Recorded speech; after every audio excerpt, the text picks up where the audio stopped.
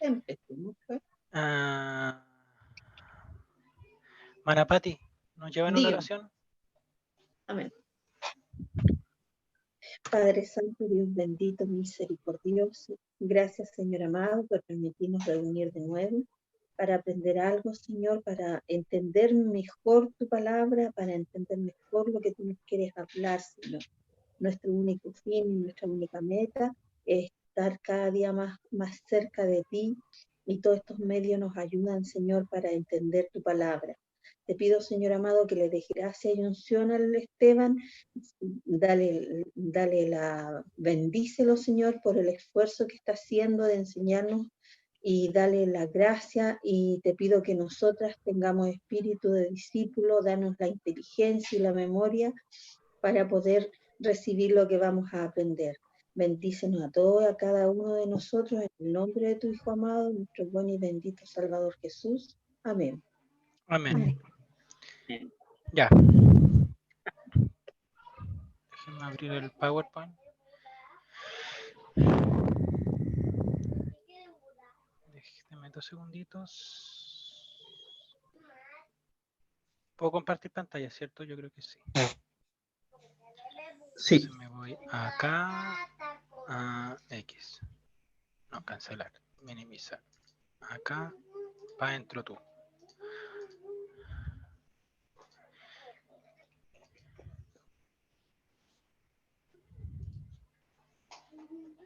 Ya. Vamos a minimizar esto, lo vamos a tirar para abajo. Usted me avisa si se ve o no. Sí se ve. Ya. A ver, 2 cositas antes de... no sé si pudieron leer la reflexión que les mandé. Estoy leyendo un libro que de hecho estoy compartiendo el mes de diciembre con los adultos jóvenes, que son de reflexiones diarias de John MacArthur. Y hace unos días me apareció uno que es sumamente interesante y ad hoc con lo que estamos conversando. Estos estudios bíblicos sobre las zonas grises. Y que habla justamente de la importancia, bueno, no lo dice explícitamente, pero uno lo puede deducir también la importancia de una buena interpretación bíblica, porque esas interpretaciones llevan a ciertas zonas grises de la escritura. Es que si usted lo leyó me va a entender lo que estoy hablando. A ciertas zonas grises de la escritura, a malinterpretarlas. Y por ejemplo, llevar cosas que son muy claras y explícitas en la escritura, como la homosexualidad, a llevarla a un plano más como de aceptación dentro de la iglesia, basada en ciertos versículos bíblicos que en realidad son mal interpretados, porque la Biblia es muy explícita en ciertos temas. Entonces, por ello, muy importante la correcta interpretación bíblica, y para ello, muy importante el contexto. Así que a todos mis hermanos que hasta hoy han perseverado en esto, no solamente felicitarlos, sino que podamos aplicarlo en nuestra lectura bíblica, si eso es lo importante. No ganamos nada, por ejemplo, con saber lo que vimos la semana pasada, el Sanedrín, que ya la lectura del libro de los Hechos y de los Evangelios es totalmente distinta, entendiendo cuando nos hablan de los sacerdotes jefes, que para nosotros eran unos sacerdotes que eran un poco más especiales que el resto, quizá, uno que nombraban jefes, pero los sacerdotes jefes pertenecen al Sanedrín. Entonces, entender que el Sanedrín tiene la importancia en el mundo judío durante la época de Jesús, tal como la tuvo, que era la representación judía máxima en todos sus sentidos, legislativo, ejecutivo y judicial, de representación en todos los judíos de todo el mundo, nos da una visión distinta a la lectura del Evangelio y del libro del Hecho. Por eso es muy importante no solo saberlo, sino darle una lectura distinta a la escritura, y que el Señor nos ayude en eso, porque a veces la memoria es frágil. Y por eso es muy importante también hacer lo que dice nuestro pastor. Las diapositivas yo intento lo máximo posible hacerlas bien didácticas, de modo que no se, bueno, a excepción de esta última, hacerlas con harto gráfico, harto mapa, para que la reestudiemos cuando sea necesario para poder interpretar la escritura. Ahora, ¿por qué ahora viene tanto texto? Porque, repito, estamos leyendo a Joaquín Jeremías, ¿ya? Y lo segundo que les quiero comentar es que Joaquín Jeremías es un libro demasiado extenso. La verdad pequé de iluso, y le pido perdón a usted, pequé de iluso pensando que podía resumir el libro de Joaquín Jeremías en estudio bíblico, siendo que no llevaría demasiado ese estudio bíblico. Así que voy a apelar a su intención de aprender. Claro que cualquier cosa lo podemos ir leyendo juntos más adelante, pero intentar explicar todo lo que Joaquín Jeremías trató de transmitir en su libro en estudio bíblico es un descalabro. Entonces, este es el penúltimo estudio bíblico. No voy a hacer más que el de la próxima semana, porque no es mucho ya, pues si ya 11 estudios bíblicos para un miniciclo de contexto bíblico es harto. Entonces, hoy día vamos a hablar de la clase social alta, de la clase media y de los oficios despreciados, ¿ya? Y la próxima semana hablaremos de la clase baja en un par de diapositivas, de los samaritanos, de las mujeres, y trataremos de darle contexto al libro de los Hechos, ¿ya? Hablando, por ejemplo, de Antioquía, de Pablo en sí, y darle contexto a una nueva a nuestra lectura, ¿ya? Así que para que sepa que después de este viene el final y ya. Lo último, el libro de Joaquín Jeremías, como lo prometí, se los voy a dar, pero se los voy a dar solamente a los que están presentes, así que se lo haré llegar parcializadamente, o sea, individualmente. No lo voy a hacer llegar al grupo porque es injusto. Hermanos que se sacrificaron los miércoles estando acá para que otros hermanos tengan un material tan valioso sin siquiera haber estado acá, lo hallo injusto, de verdad. Así que si mi pastor cree que es demasiado estricto, bueno, está en toda la libertad de aguantarse. Ya, empecemos con esto. Contexto en el Nuevo Testamento, número 2. Vamos a partir con la clase adinerada. Y el principal exponente de la clase adinerada es la corte real, que se podía dar lujos tales como pedir las cabezas de ciertos profetas en bandeja. Jerusalén era la capital, la antigua capital, insisto, y disculpe ser más cadero con esto, estamos leyendo a Joaquín Jeremías, está exclusivamente texto de él. Jerusalén era la antigua capital, la corte de Herodes, donde reinaba plenamente el espíritu helenista, es decir, el espíritu griego. Recordemos que Roma heredó la cultura griega, no la cambió. El espíritu helenista con lucha de fieras, juegos gimnásticos y de las musas, espectáculos, carreras de carros organizados en el hipódromo y en el teatro. Todo eso constituía un motivo de gran atracción para los forasteros. Esto no sale en la Biblia, de hecho nosotros no lo leemos en la Biblia, pero sale en escrito talmúdico. Esto es muy importante, entendamos que también, recordemos, que los judíos se transformaron en una nación que escribía todo, que para ellos era muy importante la tradición y la transmisión de las tradiciones oral y también escrita. Todo lo escribían. Entonces, lo que nosotros estamos en estos momentos leyendo no es una suposición, es algo que se escribió porque efectivamente era así. En Jerusalén no solamente estaba el Sanedrín, no solamente estaban los judíos como nación esperando al Mesías, sino que también habían este tipo de espectáculos propios del Imperio griego. Luchas de fiera, juegos gimnásticos y de musas, espectáculos, carreras de carros organizados en el hipódromo y en el teatro, digno de Atenas.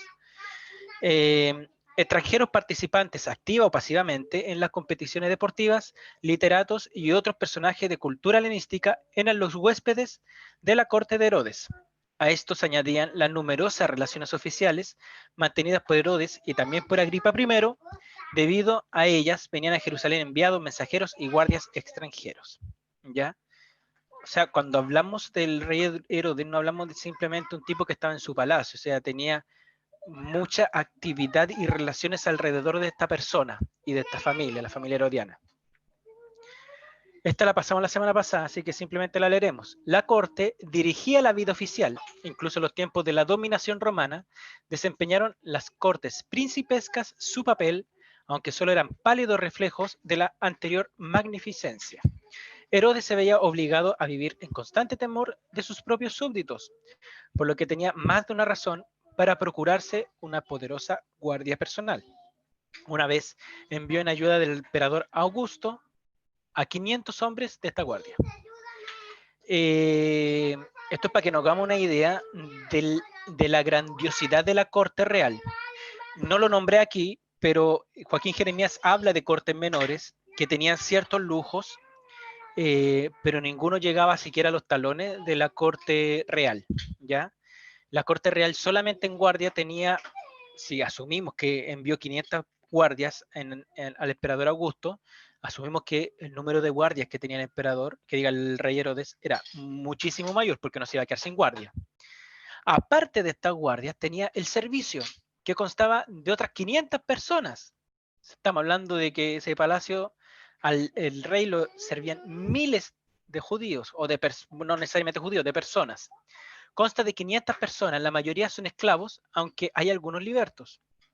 Aquí encontramos en el servicio a los porteros, a los criados enviados por Herodes a Arquelao, rey de los Capadocios, eran esclavos, los cazadores reales que estaban a las órdenes del jefe de casa, los barberos de la corte, los médicos de la corte, el trenzador de coronas reales, y este que no lo agregué en la diapositiva la semana pasada, de menso nomás que soy, amén, pero aquí sí lo agregué.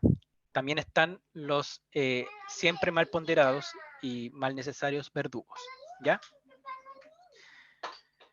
Aparte de esta guardia de probablemente miles de soldados, aparte de este servicio de 500 personas, encontramos a los funcionarios de la corte, un poco para entender cómo funcionaba y para darnos cuenta de que no era un simple hombre nombrado rey y ya.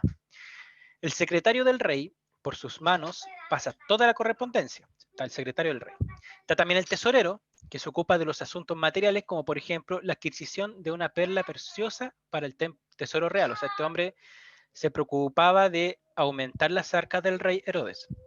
Los hombres dedicados a la conversación son preceptores y acompañantes de los príncipes a sus viajes. O sea, aparte de los príncipes tenían como maestros personales y personajes que se dedican simplemente a conversar con ellos para que no se aburrieran.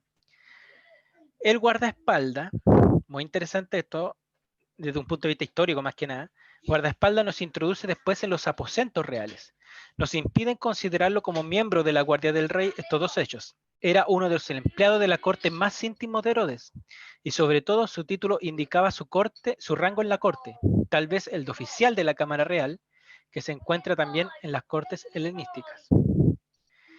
Jefes de caballerías, y encontramos oficiales de la corte de Herodes, su copero, trinchante y camarero, que eran eunucos. Josefo dice que estos oficiales de la Cámara Real eran personalidades influyentes. Del tercero, es decir, del camarero, tenía acceso al dormitorio del rey y dice que se le habían confiado los negocios más importantes del gobierno. Esto un poco para que veamos la majestuosidad, por decirlo de alguna forma, la pomposidad, dicho de mejor manera, la pomposidad de lo que involucraba toda la familia herodiana, ¿ya? Ahora,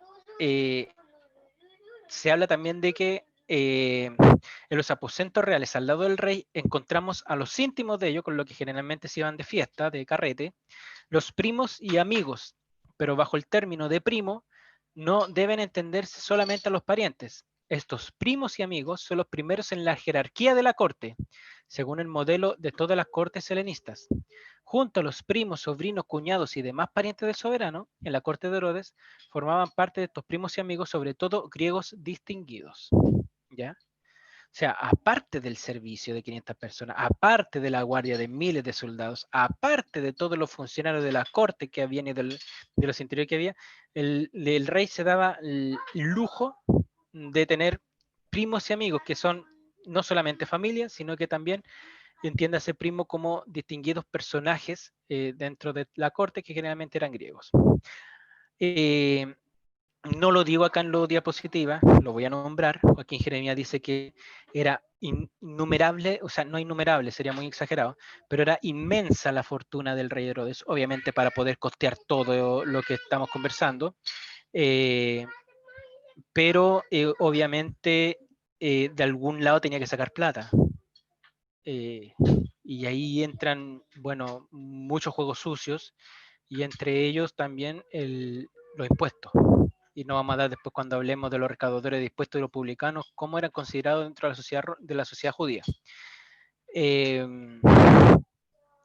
Bueno, esto básicamente lo que estamos hablando es para que nos demos cuenta de la pomposidad, como dije, de la corte herodiana. Herodes, bueno, le voy a mandar después el extracto, que no se me olvide, usted me acuerda si le interesa. Josefo habla de la pomposidad con la que Herodes, no el bíblico, sino Herodes, pucha, ¿dónde era? Acá, ¿qué pasó? Acá. Mandó a hacer el templo de Herodes, y también mandó a hacer su palacio. Son unos. Josefo se encarga de dar detalles de la pomposidad de estos monumentos, valga la redundancia, monumentos monumentales que hizo. Entonces, solo pensar en todos los gastos que tenía como corte, en todos los gastos en los que incurrió para construir el templo, para construir semejante palacio y todos los edificios que conformaban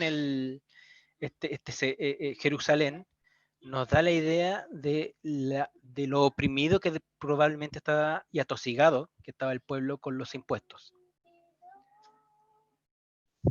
Ahora, ¿en qué dice respecto de la clase adinerada Joaquín Jeremías? Dice, por ejemplo, ¿cómo ve el lujo en ello? Principalmente en los banquetes. Fueron sobre todo los banquetes en casa de los ricos los que desempeñaron un gran papel. O sea, los ricos hasta el día de hoy, y créanme, porque los del directorio allá de la empresa en la que trabajo se viven invitando, y quién hace la mejor comida. Fueron sobre todo los banquetes en casa de los ricos los que desempeñaron un gran papel para demostrar el lujo de la clase adinerada. Sobre todo este punto se encuentran continuas noticias de que en Jerusalén se habrían creado toda clase de costumbres muy particulares, lo que quiere decir que Jerusalén, respecto a las formas distinguidas de la época, servía de modelo al país. ¿Ya? Entonces, probablemente lo que trata de decir acá es que lo que pasaba en Jerusalén lo podemos de alguna forma, en cuanto a la clase dinera, traspolar a las otras regiones como Galilea. En Jerusalén, el anfitrión que daba una recepción podía distinguirse de modo particular por el número de sus invitados, o de forma más real por el buen servicio que le daba a sus huéspedes. Era costumbre contratar a un cocinero de gran precio. Si a este cocinero le salían mal las cosas, debía reparar con una penitencia proporcionada a la categoría del anfitrión y de sus invitados la vergüenza que hacía pasar al dueño de casa. En Jerusalén, el vino de mesa se servía en vasos de cristal sin mezclarlo con agua. Cuando la animación alcanzaba su punto culminante, se ponían sin más a danzar y a batir las palmas el montón de borrachos. Especialmente existían arraigadas costumbres respecto a la forma de invitar. El invitado esperaba que le fuesen comunicados los nombres de los demás restantes comensales, y que, independientemente de la invitación anterior, fuese llamado el mismo día del banquete por medio de mensajeros. Esta última costumbre parece haber estado en uso en otras partes, como en Palestina y en Egipto. En efecto, las invitaciones por escritos, encontradas en los papiros de Egipto, han sido enviadas, por regla general, solo un día antes de la fiesta o el mismo día, lo que es explicable si se trata solo de una segunda invitación. Además, el invitado debía recogerse las amplias mangas del vestido, tal vez para no tener dificultades al comer. Una tela colgada fuera de la casa indicaba a los invitados que aún era tiempo de entrar y ser recibidos. No se quitaba dicha tela hasta después de haber servido los 3 platos de entrada. Bueno, esto es para que veamos la importancia que había en los banquetes. Por eso quizás por eso también le fue tan fácil a Jesús cuando habló del banquete, que invitó a gente y la gente no iba, y dijo, entonces vayan e inviten a los que están ahí en situación de calle prácticamente.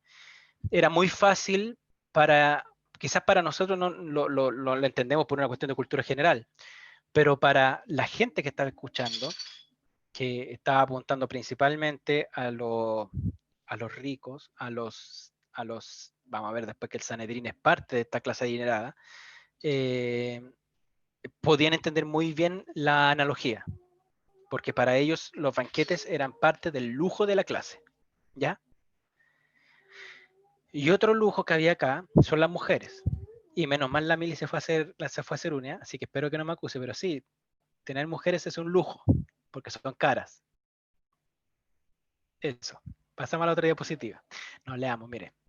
¿Qué dice Juan Jaramillo? Es que esto es interesante. Otro capítulo considerable de gastos lo representaban las mujeres. En esta época les estaba permitida la poligamia a los judíos, pero una casa con varias mujeres significaba una carga financiera tal que generalmente debemos buscar la poligamia solo en los círculos de los adinerados.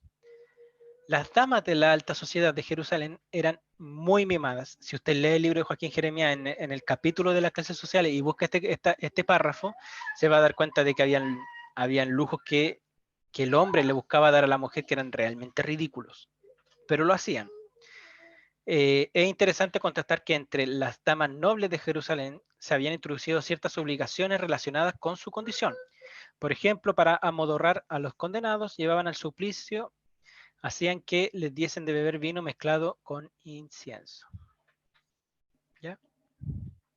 Bueno, esto en cuanto a la corte real y a los lujos de la clase, a los lujos que tenía la clase adinerada. Ahora, otro representante de la clase adinerada, encontramos acá al Sanedrín, ¿ya? El mismo Sanedrín que representa a los judíos en toda materia y que son responsables de la legislación y juicios de los judíos en todo aspecto, son parte de la clase adinerada de Jerusalén. Por muy loco que suene.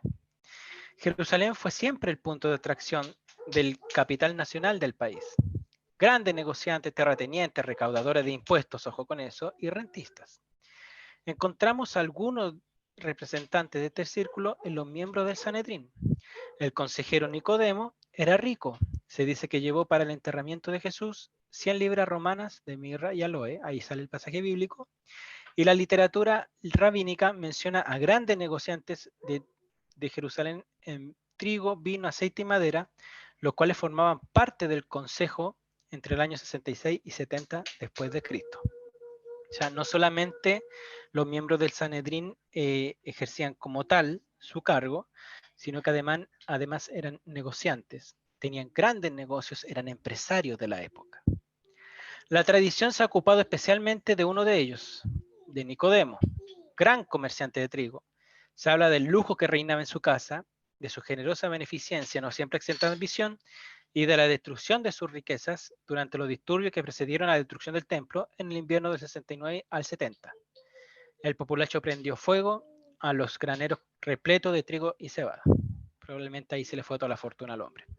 José de Arimatea, esto lo leímos pero lo puse nuevo, miembro del consejo, es calificado de Isquemón, y los papiros nos han enseñado que ese término parece designar a un rico hacendado. De hecho, era un hombre rico que poseía al norte de la ciudad un huerto con un sepulcro familiar excavado en la roca, que fue donde se puso el cuerpo de Jesús. O sea, encontramos acá en el Sanedrín no solamente a jueces, a fariseos, a sacerdotes, sino que encontramos a grandes comerciantes, empresarios. ¿Se acuerda que hablamos de los ancianos?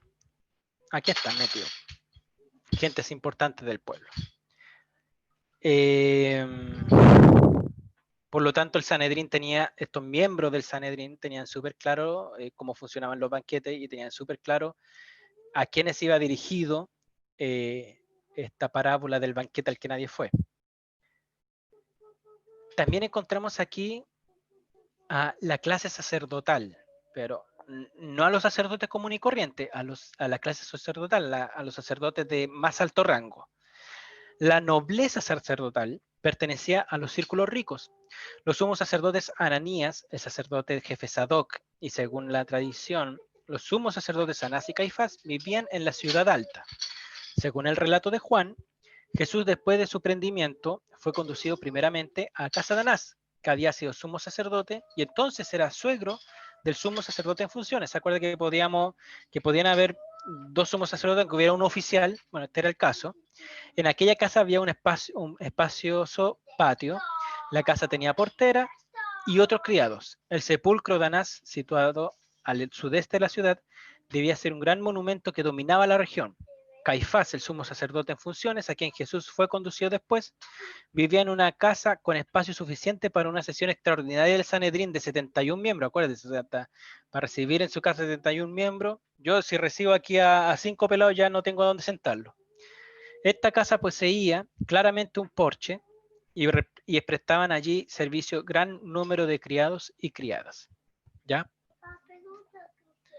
Sí, mi amor. Ahora, la familia de los sacerdotes, y aquí encontramos que esto estas son las familias de los sacerdotes que vimos en la diapositiva anterior. Y aquí vemos que no siempre su fortuna la conseguían de una manera muy docta y limpia.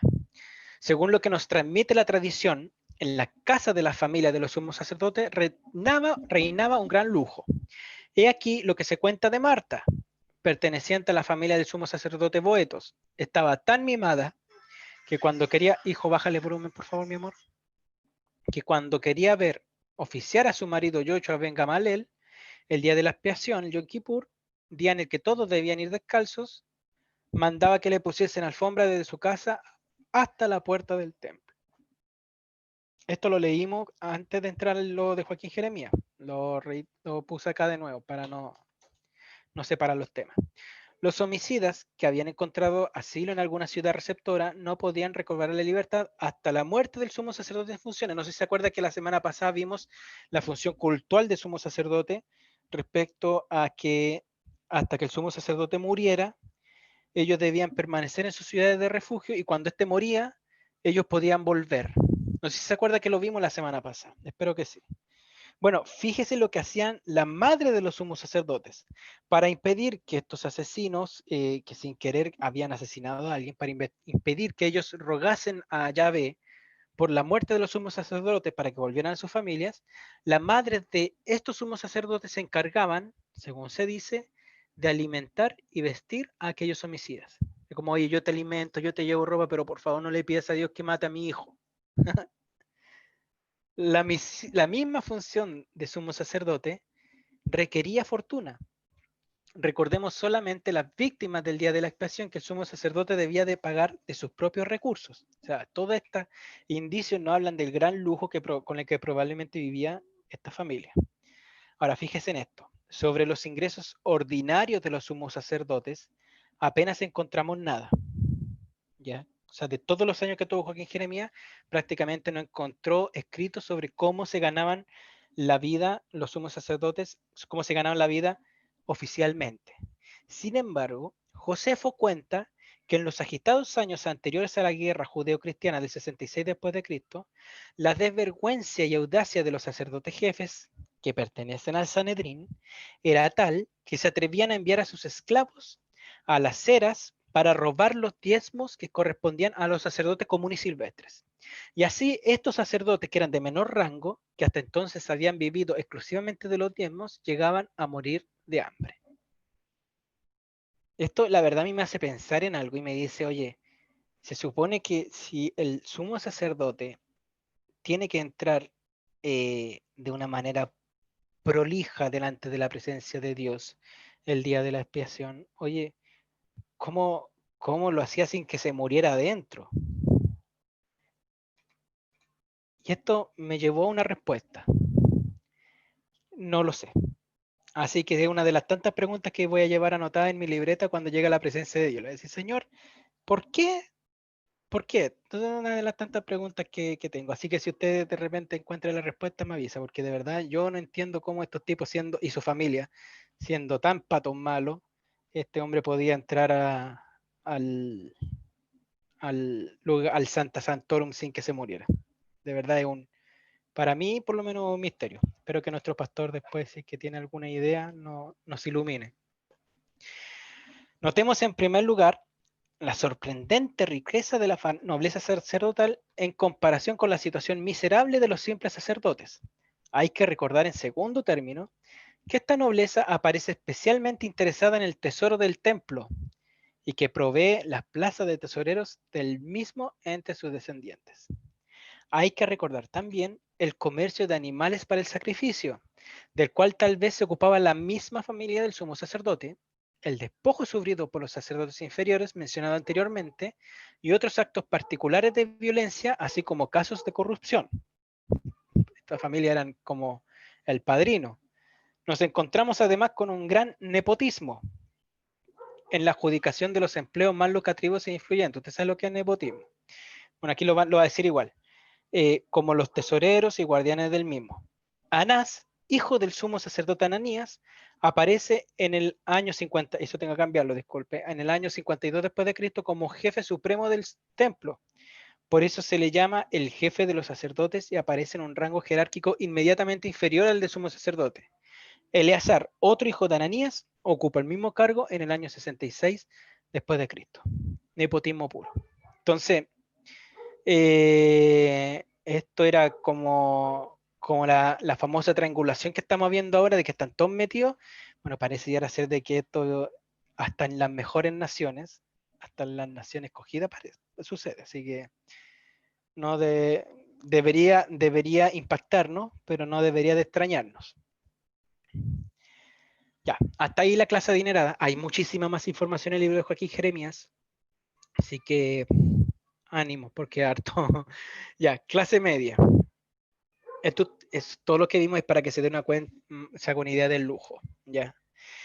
Junto al gran negociante que importa las mercancías de lejos y las deposita en grandes almacenes, se halla el pequeño comerciante, que tiene su tienda propia en uno de los pequeños bazares. Además, los artesanos, en la medida que son propietarios de sus propios talleres y no trabajan como asalariados en casas de otros, pertenecen plenamente a esta clase media. No se encuentran fábricas. La industria del hospedaje vivía casi exclusivamente de los peregrinos. Recordemos acá que la semana pasada hablamos de que una de las importancias de Jerusalén era que era la sede de Sanedrín, que era la capital del imperio y que era el destino de las 3 peregrinaciones obligatorias del pueblo judío. Eso no lo perdamos de vista. Por tanto, la industria del hospedaje vivía casi exclusivamente de los peregrinos. Estos se alojaban la más de las veces en grandes espacios semejantes a los actuales camps, con sitios para las cabalgaduras y bestias de carga. En la primera Pascua, y según el parecer común, también en la segunda. En la fiesta de los tabernáculos y en la ofrenda de las primicias, había obligación de pasar la noche en Jerusalén. Podemos deducir de ello que es costumbre dejar al hostelero el cántaro y la piel. Aquí me salté un poco.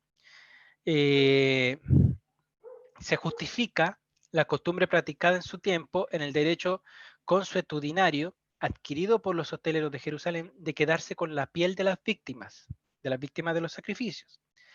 Se procuraban así, si el hostelero se lograba quedar con estas pieles a cambio del hospedaje, se procuraban así estos dueños de hoteles, pues la piel, al menos la de los corderos egipcios, valía de 3 a 4 celt, o sea, de 16 a 20 denarios. Y para ponernos en perspectiva, el salario de un día de trabajo, el cual por término medio era solo un denario. O sea, estos tipos se quedaban con las pieles, supóngase, se quedaban familias, se conseguían las pieles, ellos vendían las pieles y se conseguían de 16 a 20 denarios, que, que eran como 15 días tranquilos, ¿ya? No lo hacían rico, pero sí lo hacían mantenerse, ¿ya? De esto vivía la industria del hospedaje. Entonces, la afluencia de peregrinos constituía una importante fuente de ingresos para el comercio de víveres y las profesiones que se ocupaban del abastecimiento. Recordemos en primer lugar los sacrificios que el peregrino debía ofrecer, los cuales eran distintos según el objetivo de la peregrinación. En la fiesta de las Pascuas se sacrificaba el cordero pascual y se hacían sacrificios voluntarios. A esto se añaden las 4 copas de vino, las hierbas amargas, la mermelada dulce y el pan ácimo. O sea que, aparte de la industria del hospedaje, el comercio de víveres y las profesiones de abastecimiento también vivían mayoritariamente del peregrinaje. Es como decir, por ejemplo, que el Quisco, ¿cuándo tiene que empezar, lo que viven en el Quisco, cuándo tiene que ponerle empeño a sus ventas? En el verano. Esto es como lo mismo, porque ellos vivían de lo que se ganaba durante las peregrinaciones. No sé si me logro explicar adecuadamente. Mucho más importante que estos gastos exigidos por los deberes cultuales eran los gastos extraordinarios que los peregrinos hacían para su alimentación. Filón, ensalza con entusiasmo los días de fiestas pasados en la ciudad santa. Eran como un respiro libre y despreocupado en medio de la agitada vida. Pero para que este bienestar fuese completo, era preciso regalarse con copiosas comidas bien regadas. O sea, iban a la ciudad casi no solamente a, a las fiestas, sino que después de eso se relajaban, pero para que ese relajo, dice Joaquín Jeremías, fuera efectivo, se necesitaba comida, obvio, pues, sí, su asadito, diríamos nosotros.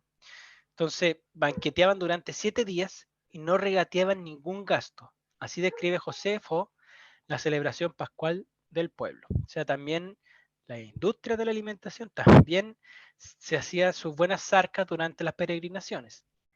Hay que añadir que esta especie de lujo no solo estaba justificada, sino que en realidad era una obligación, pues el dinero del segundo diezmo debía ser gastado en Jerusalén según la ley, Deuteronomio 14:26. Debía ser empleado en ganado, bebidas fermentadas y en todo lo que se desease. Así que a gastar se ha dicho. También las otras industrias de Jerusalén ganaban más o menos con la presencia de los peregrinos en menor medida. Para cumplir con el, por ejemplo, los que vendían artesanía, el recuerdito de que te fuiste a Jerusalén ese año, qué sé yo. Para cumplir con el precepto de estar alegre durante la fiesta, había que contentar a las mujeres. Obvio, una mujer contenta nos pone feliz a todos. Cuando están enojadas, no. Entonces, por la Pascua de los judíos, los babilonios le regalaban a sus mujeres vestidos multicolores. Los de Palestina, vestidos blancos de lino. O sea, ¿cómo contenta yo a una mujer comprándole ropa? Y mientras ellas se compran ropa y son felices en la fiesta, los hombres comemos asado.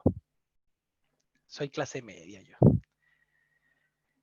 Veamos, estos gastos se hacían frecuentemente en la ciudad santa, pero sobre todo, hay que suponer que generalmente se llevaban a casa de recuerdos de Jerusalén. También se manifestaba la liberalidad en donaciones al templo, que proporcionaba trabajo a los oficios de la ciudad. Es decir, ofrendas al templo que iban en directa ayuda de ¿quiénes? De los sacerdotes, de los simples sacerdotes, por decirlo de alguna forma, no de la clase alta, no de la nobleza sacerdotal, los simples sacerdotes. A los simples sacerdotes hay que clasificarlos en la clase media. La mayor parte de ellos vivían dispersos por el país, distribuidos en 24 secciones sacerdotales. Los que vivían en Jerusalén parecen haber sido gentes acomodadas e instruidas. Josefo procedía de una acomodada familia sacerdotal que vivía en Jerusalén desde hace generaciones. El número de sacerdotes de Jerusalén, que en cuanto a escribas tenían cierta cultura, era bastante grande. ¿De dónde sacaban plata estos simples sacerdotes? Uno, los sacerdotes, cuando les tocaba oficiar en el templo de Jerusalén, que fue lo que vimos arriba, lo vuelvo a leer acá arriba, también se manifiesta la liberalidad en donaciones al templo. ¿Cuándo se hacía eso? Ahora vuelvo al punto 1. Los sacerdotes, cuando les tocaba oficiar en el templo de Jerusalén, participaban de las víctimas. Como dice Lucas, no sabéis que los que trabajan Pablo, no sabéis que los que trabajan en el santuario comen de lo del santuario, y los que sirven en el altar toman parte de él, es decir, de sus víctimas. De las 2 palomas ofrecidas por María en Jerusalén, según señala el libro de Lucas, la que se destinaba al sacrificio de expiación le correspondía, como era usual, al sacerdote. O sea que por sus actuaciones en el templo, por sus oficios en el templo, el sacerdote llevaba su salario. 2, se ofrecían también las primicias de los productos agrícolas. Y tercero, el tercer tributo de los sacerdotes, que podemos constatar con certeza, es el diezmo de los productos agrícolas, que no es lo mismo que la primicia de los productos agrícolas. ¿Ya? Eso en cuanto a la clase media. Entonces, la clase media, 3 puntos que comentar. Una, que la gran mayoría de los que pertenecen a la clase media, bueno, tienen su propio taller, es como que tienen sus propios negocios, sus propios tales, y viven básicamente de las peregrinaciones, que son obligatorias 3 al año, y cuyos preceptos, algunos instituidos en la Torá, lo obligan a gastar la plata justamente en Jerusalén, lo que ellos obviamente aprovechaban.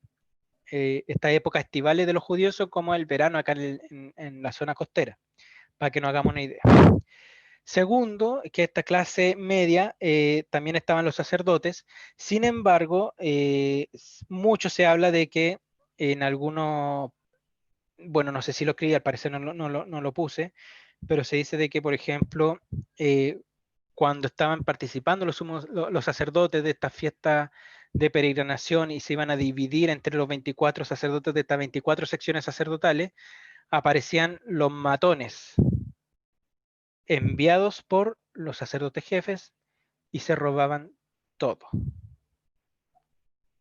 ¿Ya? Entonces, sí, esta cuestión es como el padrino, definitivamente. El Sanedrín son como los padrinos, la familia del Sanedrín son como la familia del padrino. Ya. Y lo tercero que quería comentar es que no lo puse porque la verdad no lo encontré, pero estoy seguro que lo leí en algún momento, es que en la clase media encontramos también a carpinteros que tenían su propio taller y muy probablemente dentro de la clase media encontramos a Jesús. ¿Por qué? Porque no cualquier judío podía acceder a buena educación o a una educación que le permitiera, por lo menos por parte baja, leer. No cualquier judío podía acceder a eso, por lo tanto no podemos contratar a Jesús como de la clase pobre. Tampoco lo podemos contratar por razones obvias dentro de la clase adinerada, pero sí dentro de la clase media porque tuvo educación para poder aprender a leer y probablemente José era un carpintero que tenía su propio taller. ¿Ya? Eso para que lo tenga presente. Y finalmente vamos a hablar de los oficios despreciados. ¿Ya? Eh, esta captura de pantalla la saqué directamente del libro de Joaquín Jeremías porque en los escritos judíos de la época muchas veces se trató de calificar cuáles eran los oficios más despreciados dentro de la comunidad judía. Y encontramos 4 grupos. El primero se va a dar cuenta que son el arnerizo, que me imagino que tiene que ver con los asnos, los que cuidan los asnos, alguna cosa así. Los camelleros, que tienen que ver con los perros, con los camellos. Los marineros, que tienen que ver con la marina, con los mariscos, así como color a pescado. Los cocheros, que en verdad no tengo idea qué son los cocheros, que uno busqué cochero y me aparecía cualquier cosa menos algo judío. Los pastores de ovejas que están todo el día echaban el pasto con hediondo olor, los tenderos, los médicos y los carniceros que obviamente hediondo. A ver, ¿por qué hablo de todo hediondo? Porque justamente la lista 1, Abba Shaul, hacia el 150, cita los oficios que un padre no debería enseñar a sus hijos por ser oficios de ladrones. Es decir, aquellos oficios que llevan por medio especial a la maldad.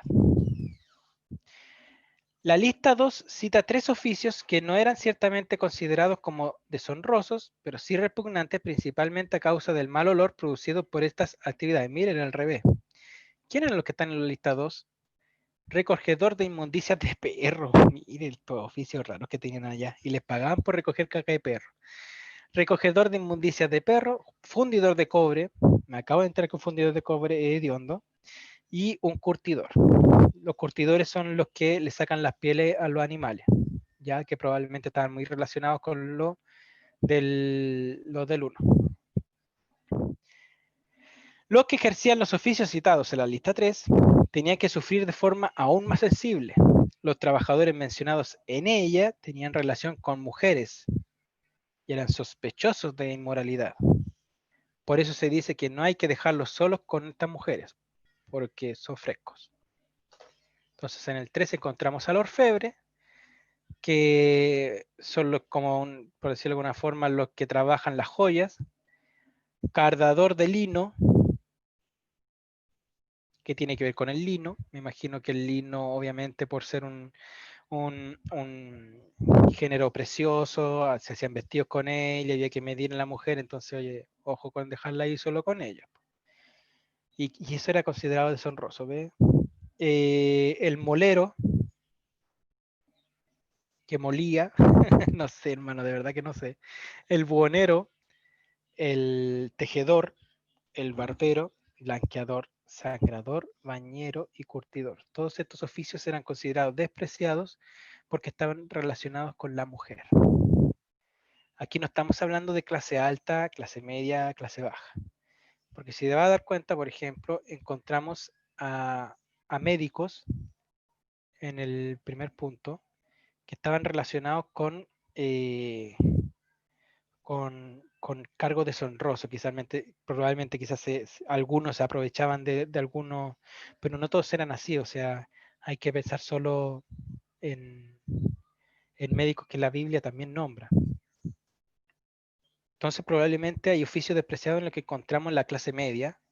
Obviamente vamos a encontrar aquí a la clase baja. Dudo, por ejemplo, que un asnerizo lo encontremos dentro siquiera de la clase media.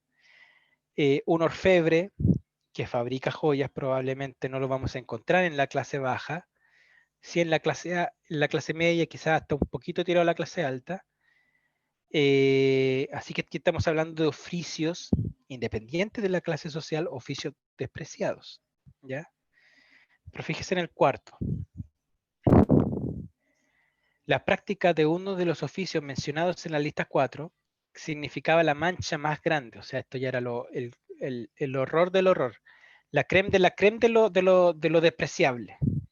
Se trataba nada menos que de la pérdida de los derechos cívicos y políticos de quienes estaban dentro de esta lista, o sea, lo peor de lo peor que podrían haber engendrado los mismos judíos. ¿A quiénes encontramos aquí? A los jugadores de dados, a los jugadores de azar, a los usureros, a los organizadores de concursos de pichones. Esto me suena no solo clase baja, así como traficantes de productos del año sabático. O sea, eso, hermano, un traficante. El año sabático, usted se acuerda que en el año sabático no se podía trabajar y lo que se producía era para los pobres. Si mal no me equivoco, era el año jubileo, chuta, se me enredaron los 2 años. Entonces, pero había gente que se dedicaba a traficar lo que se producía ese año. O sea, oye, así debajo hay caído. O sea, cómo tan malo, cómo tan pecador, y encontramos de repente, punto 6, recaudador de impuestos y publicano. Un término que escuchamos bastante en la Biblia, que leemos bastante en la Biblia. Pero los oficios de la lista 4 no solo eran soberanamente despreciados, incluso eran aborrecidos en el espíritu del público. Lo eran también de jure, pues se tenían oficialmente como ilegales y proscritos. O sea, esto eran malos, peor, o sea, despreciables en todo sentido dentro del alma judía. Quien ejercía uno de estos oficios no podía ser juez y la incapacidad para prestar testimonio lo equiparaba al esclavo. En otras palabras, estaba privado de todos sus derechos cívicos y políticos que podía poseer un israelita, incluso aquel que como el bastardo tenía el origen gravemente manchado. Este hecho permite apreciar la monstruosidad, entre comillas, que constituyó el hecho de que Jesús llamase a un publicano a ser discípulo íntimo suyo. Y el que anunciase las buenas nuevas a los publicanos y a los pecadores bajo el símbolo de un banquete comunitario.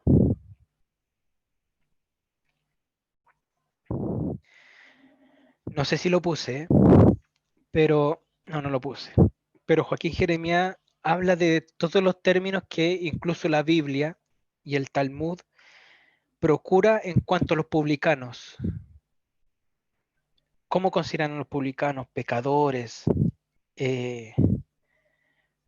Pucha, eso era lo menos malo que decía, pero pagano. Tantos términos con lo que se le equiparaba a los recaudadores de impuestos y a los publicanos. Y Jesús llama a uno para ser discípulo. Imagínese la patada en la guata que le tuvo que haber dado a los miembros del Sanedrín. Decirle, ¿De quién se agrada más Dios? ¿Del fariseo que entra diciendo, mírenme, pompeándose, abriendo sus manos, porque yo no soy como ese publicano que está ahí atrás? Gracias por no ser como él, y el publicano se propicio a mi pecador. Si cómo no se iban a enojar con Jesús y si llegó a remover todo eso lo vino a destruir. Todas esas clasificaciones sociales que tenían los judíos, él vino a demolerlo. Y que el Señor nos ayude a no hacer clases sociales dentro de la iglesia. No hay ningún hermano más que el otro, ninguno, absolutamente ninguno más que el otro, hermano. Porque en el fondo, desde el pastor para abajo, todos éramos publicanos. No teníamos futuro.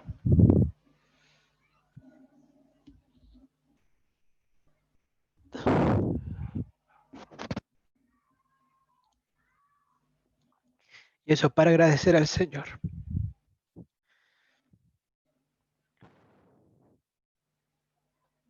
Esto ya no es de Joaquín Jeremías, lo saqué del libro que se los pasé hace unos estudios bíblicos, que es del uso y costumbre de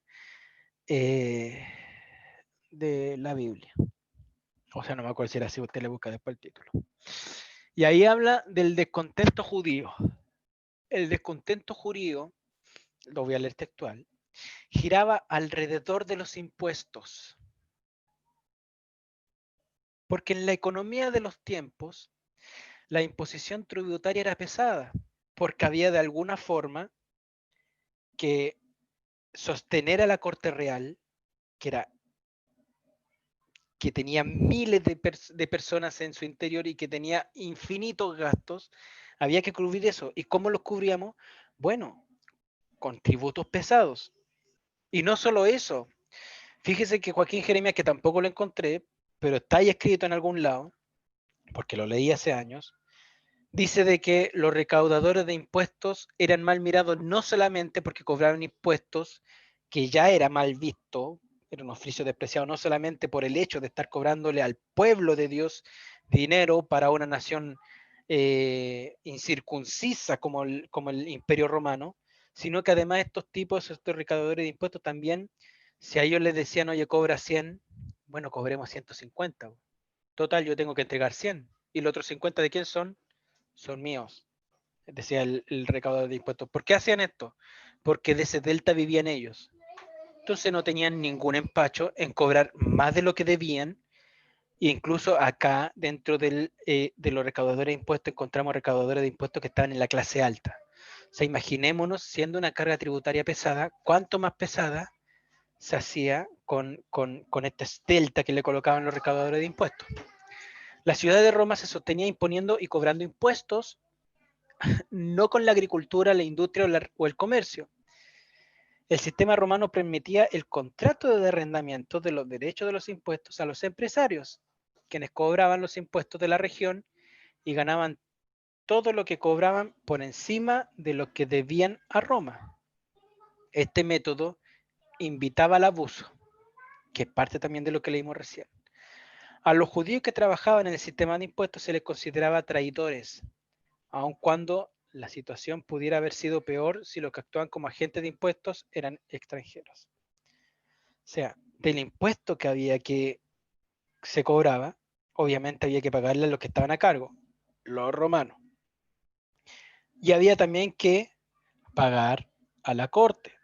Y encima había que pagarle a los recaudadores.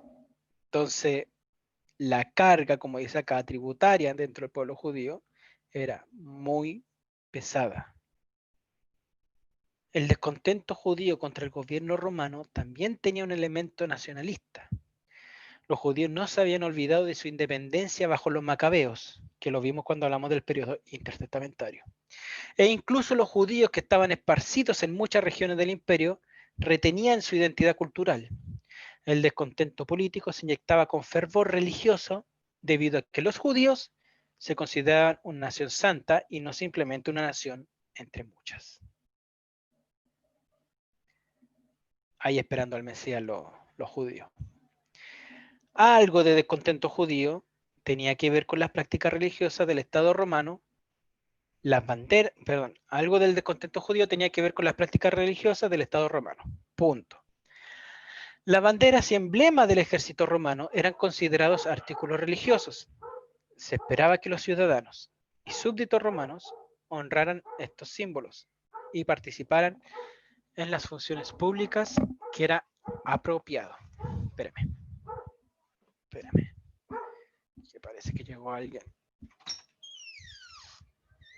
No llegó nadie. Córrete, gata fea. Ya. Cuando los judíos rehusaron honrar los símbolos del Estado romano, los romanos los consideraron traidores. Los romanos habían hecho ciertas concesiones para la fidelidad y lealtad de los judíos al permitir que el judaísmo fuera una religión legal.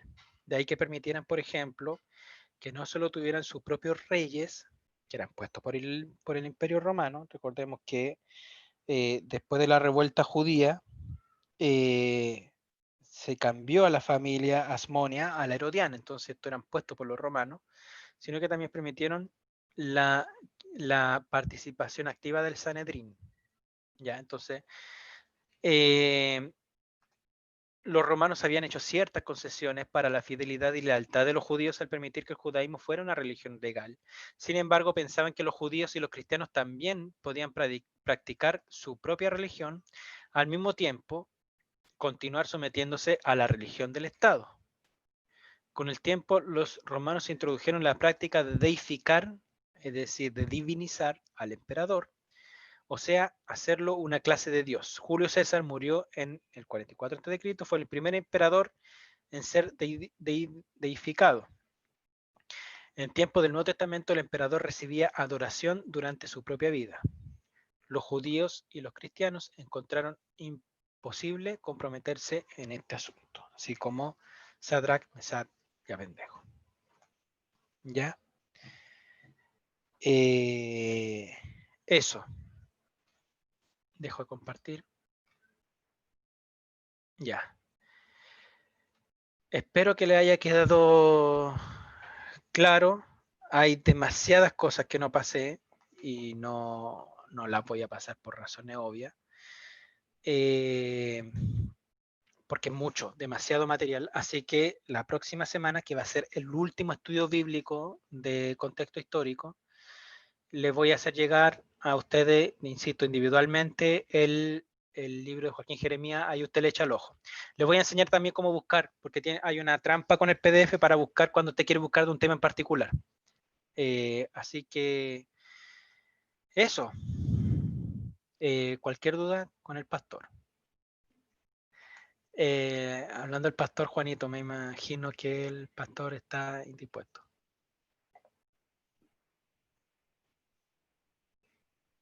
Juanito. Dame unos minutitos porque vamos a preparar acá el temita. Ah, ya. Entonces, ¿alguien quiere decir algo? ¿Alguna cosita? Dígame. Esteban, yo quiero hacer una consulta. Dígame. Me quedó súper clara la clase de Biel. ¡Uy, qué tan linda la Eli!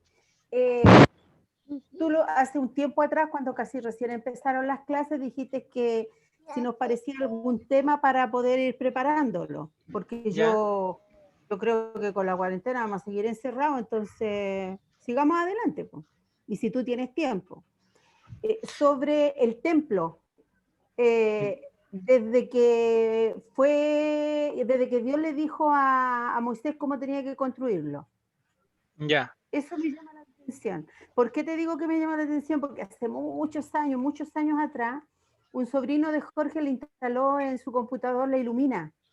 Sí. Pero le entraron muchos virus y al volver a formatear desapareció todo. Y ahí a mí me gustaba cómo estaba explicado, porque si uno va a la escritura, te va dando detalles de cómo era el templo. Entonces ahí yo me iba a la Illumina y buscaba, porque igual la mente de uno a veces es un poco corta.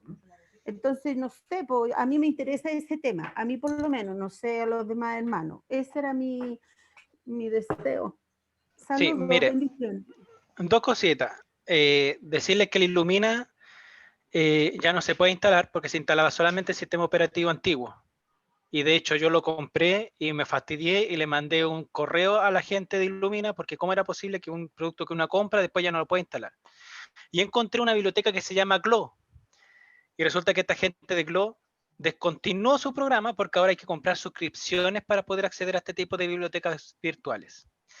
Así que vamos a ver la posibilidad de ver si podemos pagar una suscripción, aunque sea unos par de meses, para poder hacer esos viajes virtuales, porque en realidad, a ver, yo comparto la visión suya, porque uno lee la Biblia y uno se la puede imaginar, eso es cierto, uno se puede imaginar más o menos cómo era el templo, cómo estaban situados los artefactos dentro del templo, pero es mucho más didáctico verlo.